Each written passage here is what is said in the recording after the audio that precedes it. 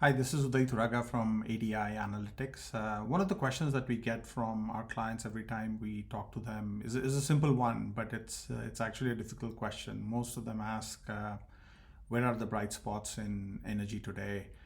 Obviously, people know at a high level, right? I mean, there's natural gas, LNG, data centers, broader energy, power, utilities markets. I mean, all of these are growing quite rapidly as we speak.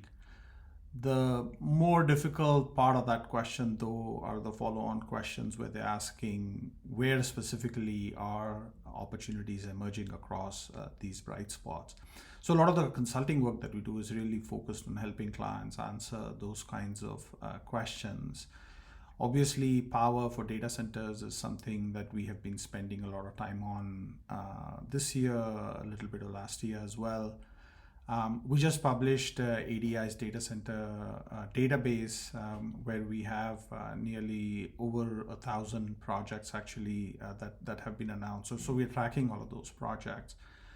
The issue, though, is that a lot of these projects are moving a lot more slowly than what you might read in the headlines. So we've been spending quite a bit of time trying to understand what drives the projects that are actually moving forward. What are the criteria that make a particular project more likely to advance quickly relative to the others.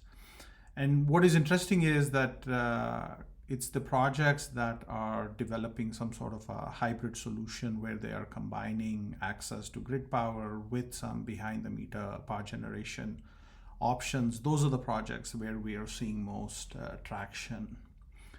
Another question on this topic has been what's the outlook for power prices, especially in ERCOT? As we know, there's been a significant number of data center projects that have been proposed in Texas, and obviously a lot of these projects critically depend on what the forecast for power and power prices in ERCOT looks like.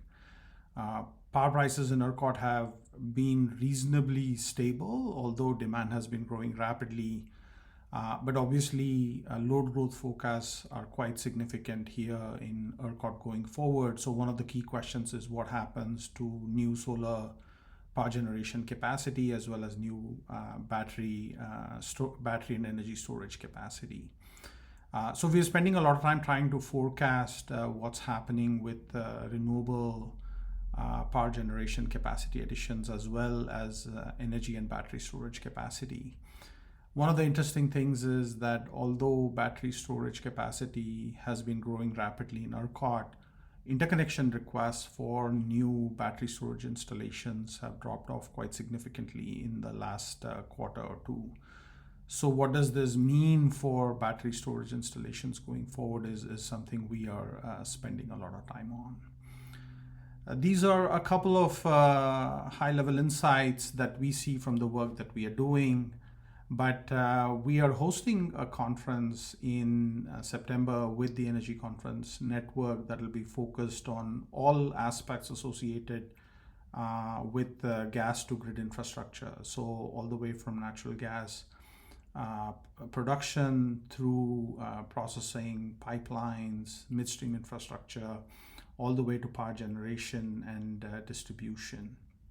So if you're involved in any part of this value chain from the gas to the grid, if you're interested in data centers, natural gas, power, LNG, we'll be talking about all of these.